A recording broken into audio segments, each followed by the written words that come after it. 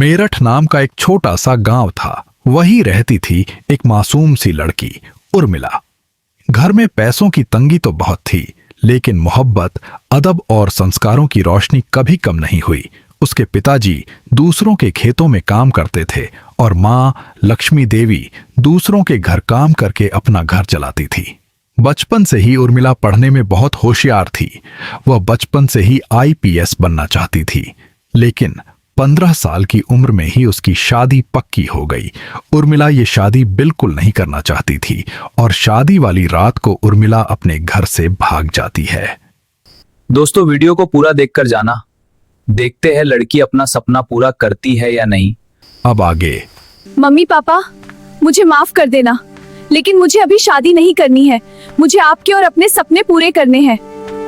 मैं वापस जरूर आऊंगी। मुझे जल्दी से गांव के रेलवे स्टेशन पर पहुंचना होगा। वहां से सुबह 4 बजे से दिल्ली की ट्रेन है। मेरे पास तो ज्यादा पैसे भी नहीं है। मैं वहां पर कैसे रह पाऊंगी? ट्रेन को अब तक तो आ जाना चाहिए था। लगता है ट्रेन थोड़ा लेट हो गई है। यहाँ से दिल्ली मुखर्जी नगर जाने में मुझे कम से कम 4 घंटे लगेंगे। चलो, शुक्र है ट्रेन आ गई।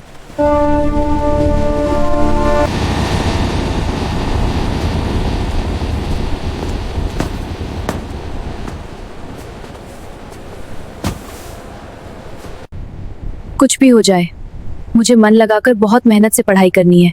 घर से भागकर मैंने जो गलती की है, पढ़ाई करके उसे सुधारने का एक मौका है।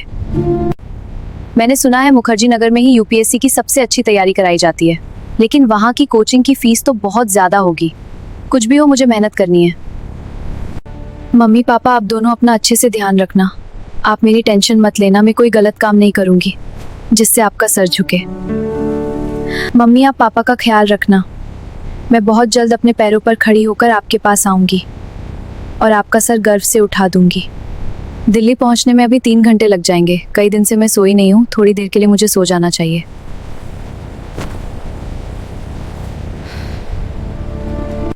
दिल्ली रेलवे स्टेशन तो आ गया।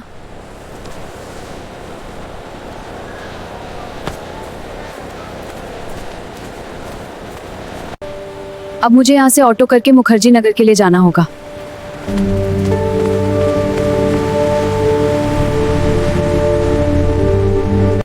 भैया, मुखर्जी नगर चलोगे? हाँ मैडम, चलूंगा, लेकिन मुखर्जी नगर यहाँ से बहुत दूर है। पूरे 200 रुपए लूंगा। भैया, मेरे पास तो 150 रुपए है।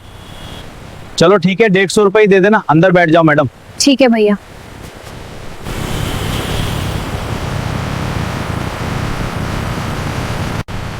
मैडम, आप कहाँ से आ रही हो? भैया, मैं अपने गांव से यहाँ पढ़ने आई हूँ। बहुत बढ़िया मैडम।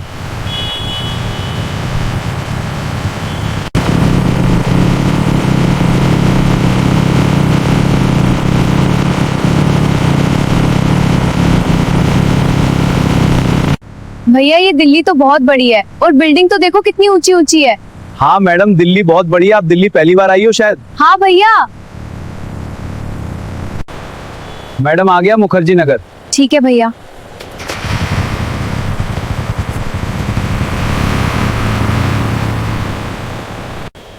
अब सबसे पहले मुझे रहने के लिए एक रूम लेना होगा। बहन, यहाँ मुझे रहने के लिए रूम दिला सकती हो? अच्छा, तो आपको रूम चाहिए? हाँ बहन, मुझे रूम चाहिए। आप यह क्या करने आई हो? बहन, मैं यूपीएससी की तैयारी करने आई हूँ। आप एक काम कर सकती हो, आप मेरे साथ मेरे रूम में रह लेना। मैं भी यूपीएससी की तैयारी कर रही हूँ और फिर दोनों पर रूम का रेंट भी कम कम आएगा। ठीक है, जैसी आपकी मर्जी।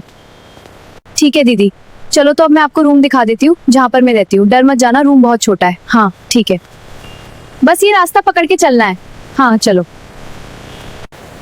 तुम्हारा नाम क्या है? दीदी, मेरा नाम कविता है। यह तो पढ़ाई करने वाले की कितनी भीड़ है। कविता, रूम तो अच्छा है। हाँ दीदी, बस ठीक ठाक है और यह पढ़ाई भी अच्छी हो जाती है। चलो तुम बैग नीचे रख दो और फ्रेश हो जाओ। जी दीदी।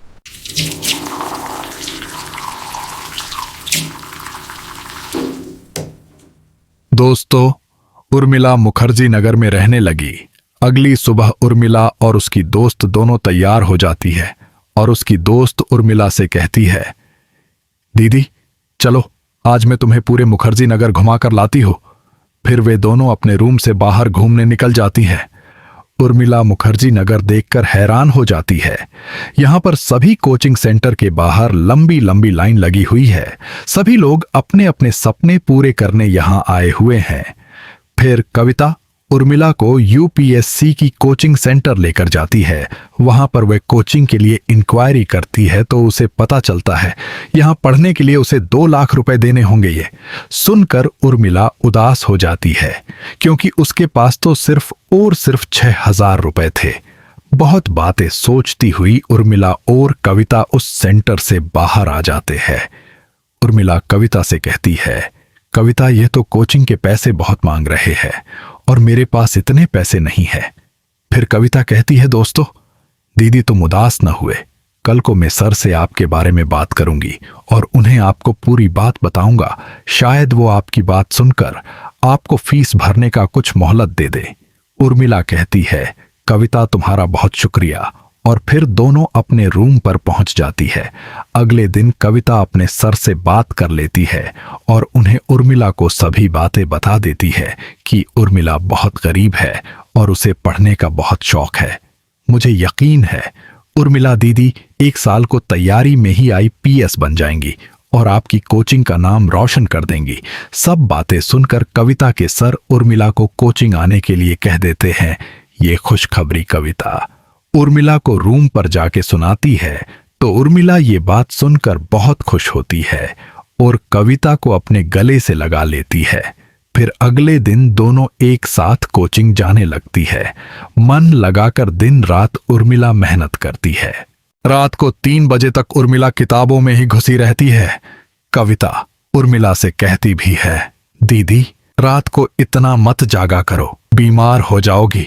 उर्मिला कविता से कहती है, कविता मुझे इसी साल आईपीएस बनकर अपने घर जाना है और अपने माँ बाप का नाम रोशन करना है। पता नहीं गांव में वो किस हाल में रह रहे होंगे। गांव वाले उन्हें ताने देते होंगे कि तेरी बेटी तो शादी वाले दिन ही किसी और के साथ भाग गई। ये सोचकर उर्मिला उदास हो जाती है। उर्मिला दीदी अब तो तुम्हारी तैयारी बहुत अच्छी हो गई है और एग्जाम में भी सिर्फ 2 दिन बचे हुए हैं। है कविता, तैयारी तो अच्छी है और मुझे भरोसा भी है एग्जाम क्लियर कर लूंगी। दीदी फाइनली कल आपका एग्जाम है और अच्छे से एग्जाम देना। मैं भगवान से दुआ करूंगी आपका सिलेक्शन हो जाए। कविता तुम चिंता ना करो, एग्जाम अच्छा ही जाएगा। दीदी जब आप आईपीएस बन जाओगी आप मुझे भूल मत जाना। उर्मिला कैसी बात कर रही हो तुम? तुम्हें तो मैं कभी भी नहीं भूल पाऊंगी। दीदी जल्दी चलो, एग्जाम के लिए लेट हो जाओगी। अरे यार कविता भी बहुत टाइम है, सेंटर पर आराम से पहुंच जाएंगे। दीदी चलो ठीक है, अच्छे से एग्जाम देना। Best of luck. Thank you कविता।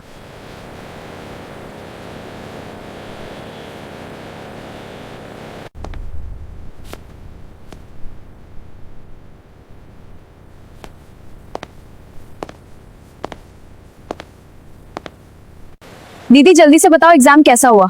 भगवान की दुआ से एग्जाम बहुत अच्छा हुआ है, पक्का सेलेक्ट हो जाऊंगी।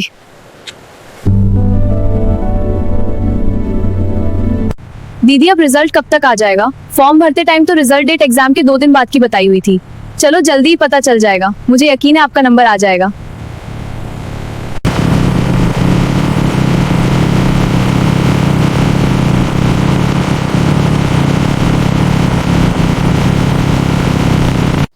उर्मिला दीदी अब क्या पढ़ रही हो? कविता मैं अपने नंबर जोड़कर देख रही हूँ कितने बैठ रहे हैं। अरे उर्मिला दीदी का तो रिजल्ट आ गया है, जल्दी से दीदी को उठाती हूँ। हाँ क्या हुआ? उर्मिला दीदी रिजल्ट आ गया है, चलो देखते हैं। सच में? चलो। उर्मिला दीदी भगवान का नाम लेकर वेबसाइट ओपन करो। जी दीदी। दीदी पास, देखो पास लिखा है। बधाई हो। बहुत अच्छे, धन्यवाद दीदी, भगवान की कृपा है। भगवान का लाख लाख शुक्र है, मैंने अपना सपना पूरा कर लिया। कविता अब मैं अपने घर जाऊंगी, अपनी माँ से पिताजी से मिलूंगी। अब तो मेरी ज्वाइनिंग भी हो गई। अब मैं कल अपने गांव जाऊंगी और अपने माँ बाप से मिलूंगी।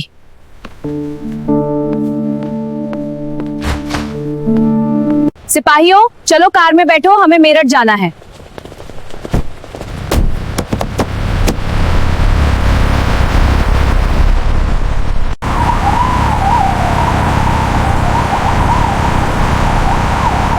The traffic's heavy on this route. We might be delayed. Let's take the side road, it's less congested. Good idea. Keep an eye out. Wait, slow down, I see something up ahead. Copy that. आगे अगले cut से car को left ले लेना, इसी रास्ते पर हमारा गांव पड़ता है। ठीक है।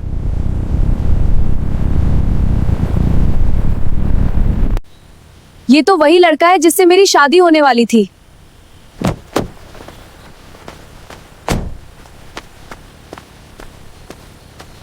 आपका नाम तो विक्रम है। हाँ, लेकिन आपको मेरा नाम कैसे पता? अब मिला उन्हीं हूँ जिससे आपको शादी होने वाली थी। मेरी जिंदगी बर्बाद करके अब दोबारा क्या लेने आई हो?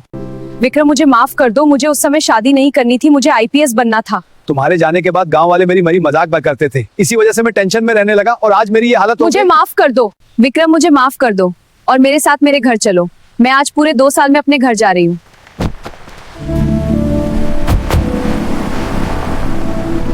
अरे ये तो हमारी उर्मिला है जो शादी वाली रात को भाग गई थी। देखो तो आज एक आईपीएस बनकर घर लौटी है। हाँ अम्मा, मैं वापस आ गई। अम्मा चलो घर के अंदर चलते हैं, मुझे अपनी माँ और पिताजी से भी तो मिलना है। हाँ बेटा चलो, ठीक है चलिए। हाँ माँ पापा, देखो कौन आया है।